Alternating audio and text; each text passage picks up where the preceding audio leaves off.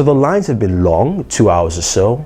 Apple claims that they sold 9 million, but the real question is really, is it worth getting the iPhone 5S? And is this the true upgrade to get from the iPhone 5 or maybe even the 4S? So why don't we jump in to find out if truly this is Apple's next best innovation.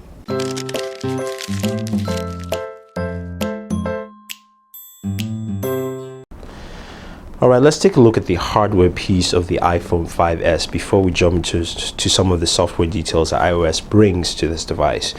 Now, your display is still the same size at 4 inches with the iPhone 5. This is also a Retina display. Resolution is still under high definition, although it does have a high pixel density rate. You do have a front-facing camera, which is a wide-angle camera to allow you to take selfies and also video chat at a wide angle. Now, your design is still the same as the iPhone 5. It hasn't changed in any look or feel. You do have your SIM card tray on the right here, power button on the top. On the left-hand side, you do have your volume rockers as well as your lock button, and at the back is an 8 megapixel camera. Now, the camera hasn't changed in terms of the lens, in terms of the megapixels, but there actually are 6 lenses on this camera, similar to the 1020 or the 925, and it does have a dual flash. Now, the dual flash is not a xenon flash, but actually a soft tone flash to help you take better pictures of individual scenery and things like that. Now, in terms of what's under the hood here, Apple hasn't told us how much RAM we have on the system, but at least it should have a gig of RAM. We do know it houses the new A7 processor, and this, of course, is a much faster processor. It's a dual-core processor with the built-in quad-core GPU that should handle games better and give you a faster performance rate. So all in all, the iPhone 5 looks the same, still uses a lightning dock, 3.5mm jack, and everything looks and feels the same. You get it in 3 colors. Of course, the hotly anticipated champagne gold that you can't get is one of those colors, and you get black in this galaxy silver, as they call it.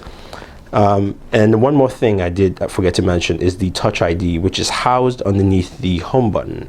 As you can see, the home button doesn't have that white ring in the center. It actually lights up around, but that's where the Touch ID is housed, so you can use your fingerprints to unlock your iPhone instead of using a pass key. And Apple has said they will try and incorporate this with payment systems and things like that in the future. So let's go ahead and take a look at the internals of the iPhone 5S. It is running iOS 7, so you do have that new layout here. As you can see, the lock screen also is different. We slide it open. We do have our full app tray here and accessibility to all these different applications. Now, some of the things you will find with iOS 7 is, for instance, your search capability is different.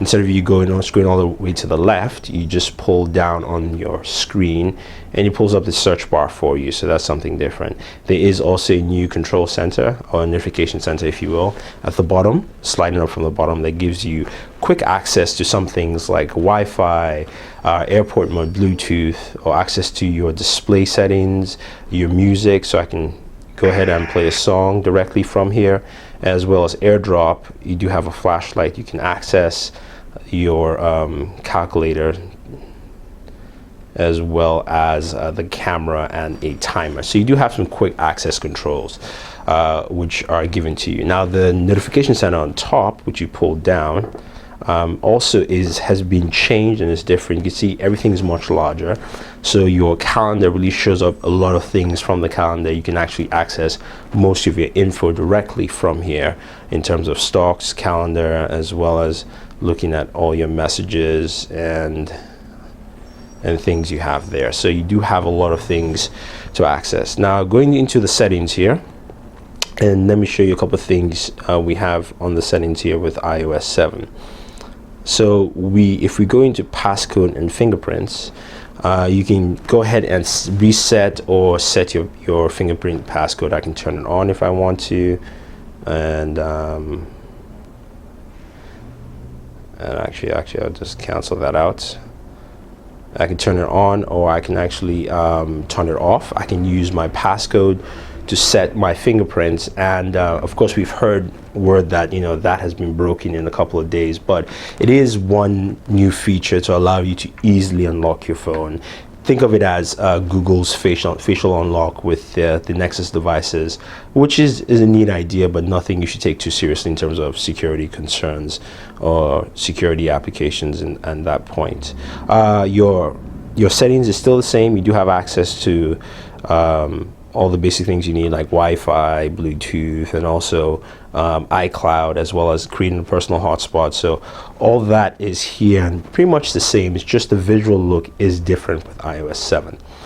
Let's take a look at the camera. So the camera is one of those things Apple had explained at this year's conference, that this is something that really improved in creating a more seamless process for you taking pictures, giving you better video and photo quality, and also taking better photos in low light. So we're going to show you some photos in low light, and we'll also show you some slow-mo video.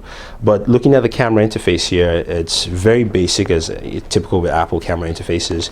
You can switch to your front-facing camera if you want to. You can see me there. You can turn HDR on for the front facing, and then you can also cycle through your flash, auto on or off. Now at the bottom you have the ability to take a photo. If you slide, you go to the square, and then panorama if you want that. Slide to the other side, you get video, and the slide to the very end, you get slow-mo. So you can record things in slow-mo if you want to, but what we've noticed is that you have to directly upload it to YouTube. You can't actually transfer it to, say, your desktop to actually get that slow-mo video, because it would just play in regular speed. So that has to be done with the iPhone hardware itself. But showing you a quick example of some slow-mo footage we captured. This is one from Snatch Hatch here doing some calisthenics.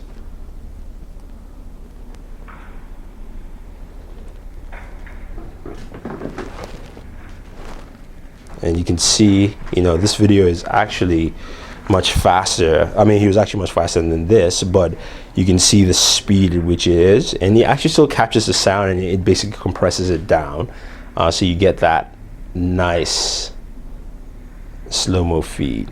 It's sad that you can't actually import this. I mean, I could be wrong, but I haven't had the opportunity to import it over and use it with my regular desktop software to edit and do fun things with it. But it is nice to see that this is available. So check out our video and photos of from the iPhone 5S to see how well that handles.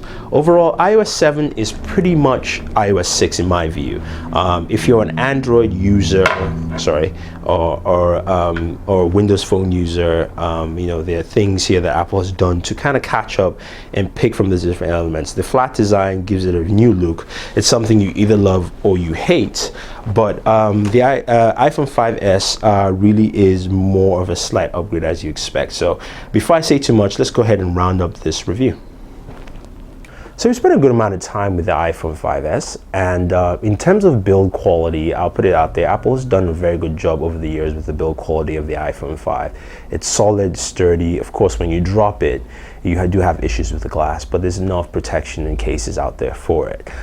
In terms of what's new, most of what's new is the Touch ID, is iOS 7, and also some improvements with the camera. I will say the camera has improved in certain aspects. In taking pictures, and low-light photos, not so much. I don't really see the greatness there.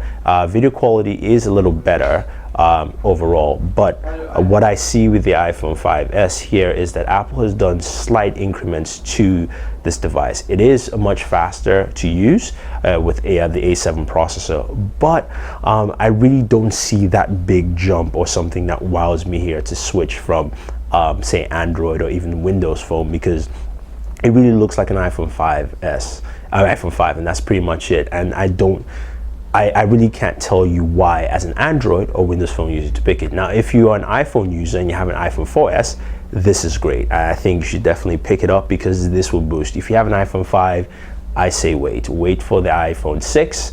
I think that would be a big improvement for there. I'm not really trying to dig this device, and I think it is a nice device for what it is, for the Apple ecosystem. It works, it does a good job, but for someone who's looking to switch from another ecosystem to this, I don't see any persuading factors to switch that. So that's my review of the iPhone 5S. If you guys have any questions, if you don't agree with me, let me know. But this is Thunder E saying thank you, and always enjoy your entertainment.